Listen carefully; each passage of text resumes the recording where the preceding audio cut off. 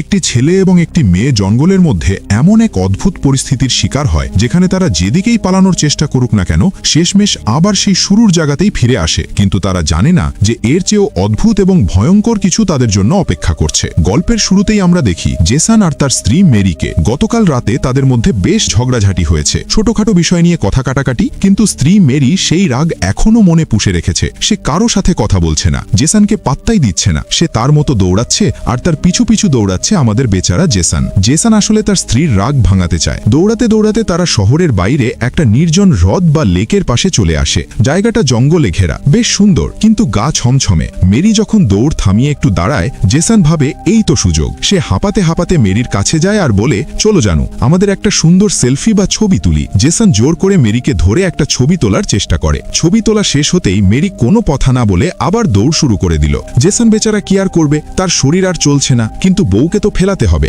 সে দেখলো পাশ দিয়ে একটা শর্টকাট রাস্তা আছে, ছোট্ট একটা ফালি পথ। সে ভাবলো এই পথ দিয়ে গেলে হয়তো মেরির আগেই সামনে গিয়ে দাঁড়ানো যাবে। জেসন যখন ওই রাস্তা দিয়ে হাঁটছে, হঠাৎ তার কানে একটা অদ্ভুত আওয়াজ আসতে শুরু করলো। আওয়াজটা খুব নিচু স্বরের, মানে ভোঁ ভোঁ টাইপের একটা শব্দ, যেটা সরাসরি কানে এসে বাজছে। ওদিকে মেরি, যে কিনা মেইন রাস্তা দিয়ে দৌড়াচ্ছে, সেও হুবহু একই রকম শব্দ শুনতে পেল। প্রথমে তারা দুজনই ভাবলো ধর এটা হয়তো জঙ্গলের কোনো মেশিন টেশিন হবে, তাই তারা কেউই বিষয়টা নিয়ে খুব একটা মাথা ঘামালো না। মেরি দৌড়াতে দৌড়াতে হঠাৎ থমকে দাঁড়ালো, তার চোখ কপালে উঠে গেল। সে দেখলো সে এতক্ষণ ধরে সোজা দৌড়ে যেখানে এসেছে, এটা তো সেই জায়গা যেখানে একটু আগে জেসন তাকে জোর করে ছবি তুলেছিল। মানে সে অনেকটা পথ দৌড়ে এসে আবার সেই শুরুর জায়গাতেই ফিরে এসেছে। এটা কিভাবে সম্ভব? ওদিকে জেসনের সাথেও অদ্ভুত ঘটনা ঘটছে। সে যখন শর্টকাট রাস্তা দিয়ে যাচ্ছিল, মনে হলো কেউ একজন তাকে জোরে ধাক্কা দিল, কিন্তু সে এদিক ওদিক তাকিয়ে কাউকেই দেখতে পেল না। পুরো জঙ্গল ফাঁকা। জেসন ভাবলো মনের ভুল হবে। সে আবার হাঁটতে শুরু করলো। কিছু দূর যাওয়ার পর সে দেখলো রাস্তার মাঝখানে একটা লোহার বড় ড্রাম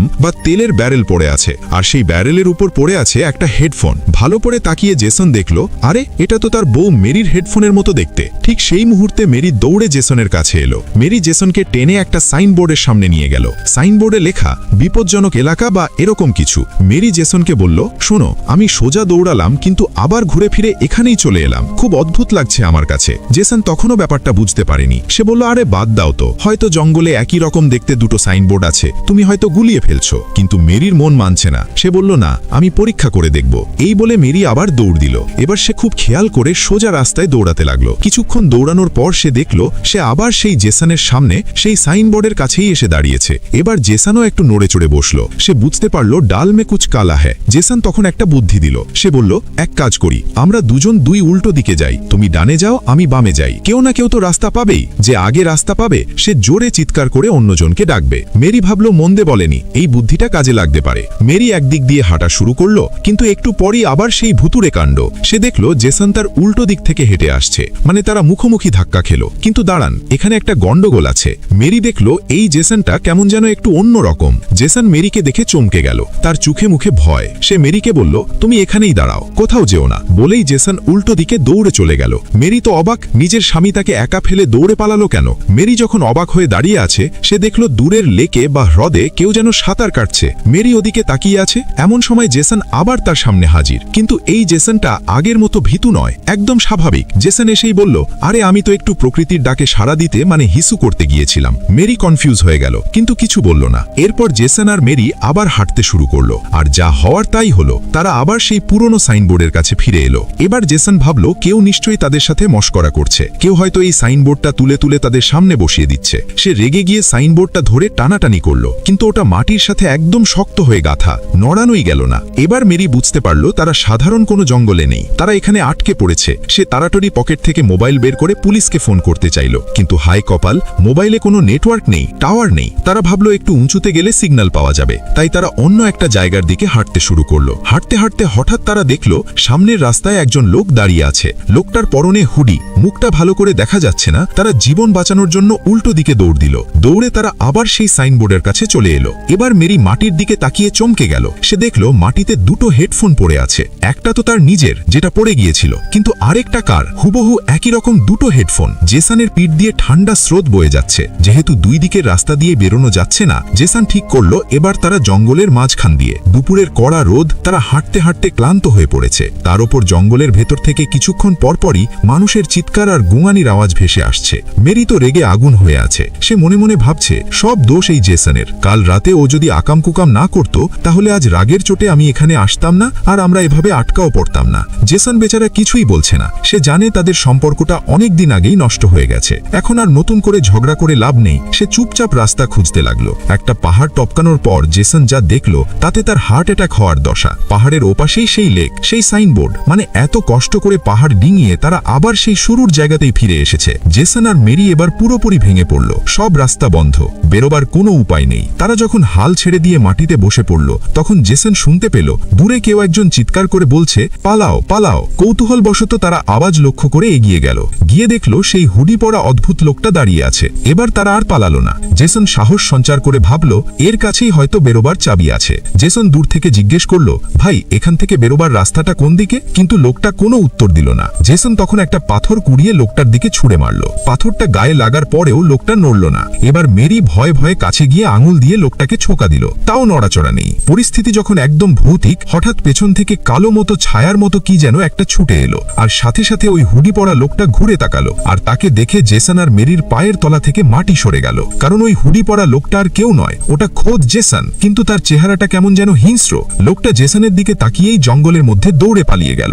মেরি আর জেসন তো হাঁ করে আছে, এসব কি হচ্ছে? তারা যখন এসব ভাবছে হঠাৎ মেরির পেছনে আরেকজন জেসন এসে দাঁড়ালো। এই জেসনের হাতে একটা ধারালো গাছের ডাল। কিছু বুঝে না উঠেই ওই নতুন জেসনটা মেরির পেটে সেই ডালটা ঢুকিয়ে দিল। মেরি যন্ত্রণায় ছটফট করতে করতে মারা গেল। পাশে দাঁড়িয়ে থাকা আসল জেসন ভয়ে পিছিয়ে গেল। সে উল্টো দিকে দৌড় দিল। দৌড়াতে দৌড়াতে সে দেখলো রাস্তায় আরেকজন জেসন দাঁড়িয়ে আছে। মানে এখন জঙ্গলে অনেকগুলো জেসন। জেসন আর কোনো দিকে না তাকিয়ে দৌড়াতে দৌড়াতে আবার সেই সাইনবোর্ডের কাছে চলে এলো। সে বুঝতে পারছিল না কি করবে। সে আবার অন্য একটা রাস্তায় ঢুকলো এবং সেখানে গিয়ে দেখলো মেরি দাঁড়িয়ে আছে। জেসনের মাথা তখন পুরোই চক্কর দিচ্ছে।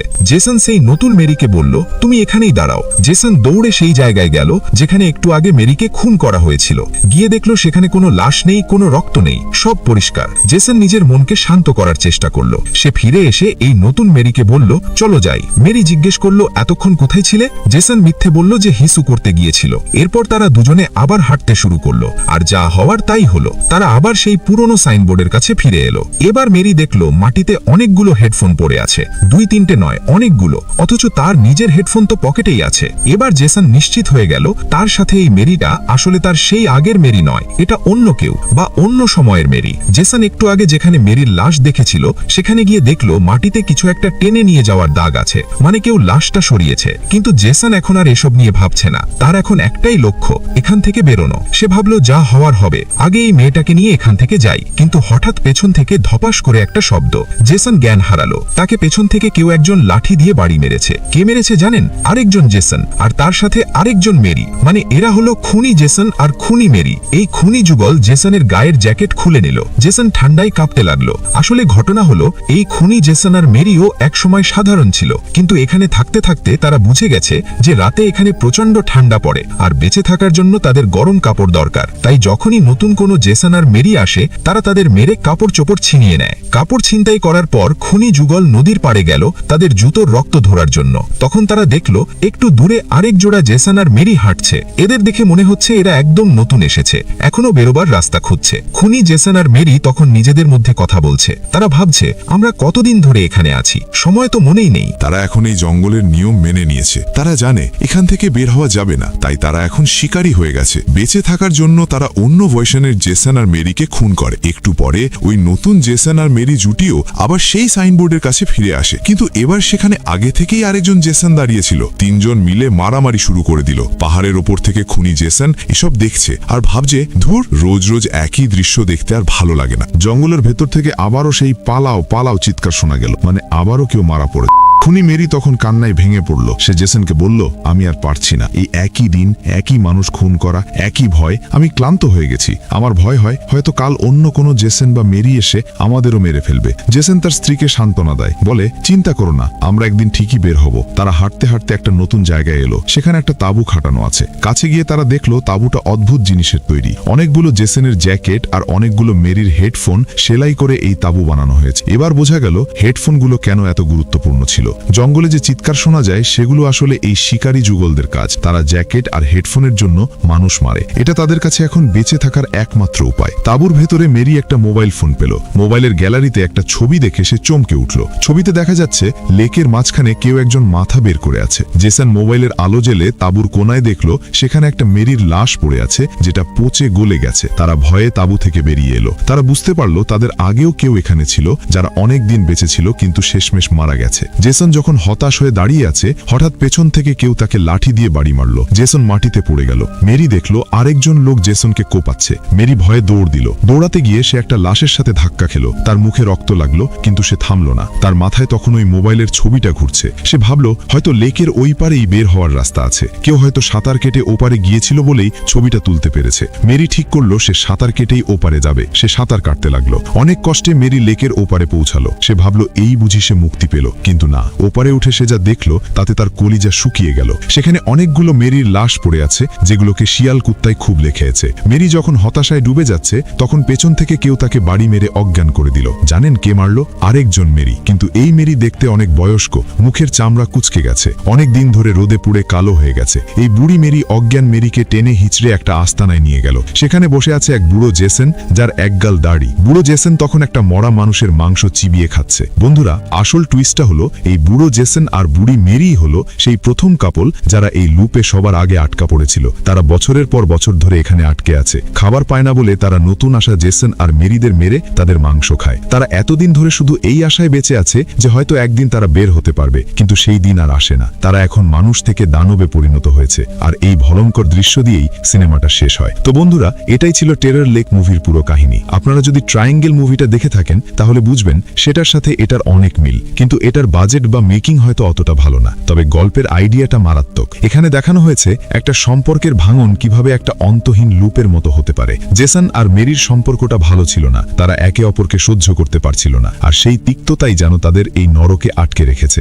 তারা একে অপরকে মেরে ফেলছে, আবার নতুন করে শুরু করছে, কিন্তু সমস্যা থেকে বের হতে পারছে না। শেষমেশ তারা নিজেদের সবচেয়ে জঘন্য রূপ ওই নরখাদক বুড়ো বুড়িতে পরিণত হয়েছে। এই মুভিটা আমাদের একটা গভীর বার্তা দেয়। একটা মরা সম্পর্ককে জোর করে টেনে নিয়ে গেলে জীবনটা এরকমই বিষাক্ত হয়ে যায়। প্রতিদিন একই ঝগড়া, একই অশান্তি, আর একে অপরকে মানসিকভাবে শেষ করে দেওয়া। এর থেকে বের হওয়ার দুটোই উপায়, হয় মেনে নাও এবং মানিয়ে নাও, অথবা সম্পর্কটা শেষ করে নতুন করে বাঁচো। কিন্তু জেসন আর মেরি কোনোটিই করতে পারেনি, তাই তারা আজীবন এই গোলকধন্ধায় আটকে রইল। আপনাদের কি মনে হয়, এই লুপ থেকে বের হওয়ার কি আদৌ কোনো রাস্তা ছিল? কমেন্ট করে জানান। আর হ্যাঁ, এতক্ষণ ধরে বকবক করলাম, গল্পটা যদি ভালো লেগে থাকে আর আমার কষ্টটা যদি সার্থক মনে হয় তাহলে ভিডিওতে একটা লাইক দিয়ে দিন। সাবস্ক্রাইব করে আমাদের পরিবারের সদস্য হয়ে যান, কারণ সামনে এরকম আরো মাথা নষ্ট করা গল্পের ডালি নিয়ে আসবো। দেখা হবে পরের ভিডিওতে। ততক্ষণ পর্যন্ত ভালো থাকুন, সুস্থ থাকুন, আর জঙ্গলে গেলে সাবধানে থাকবেন। টাটা।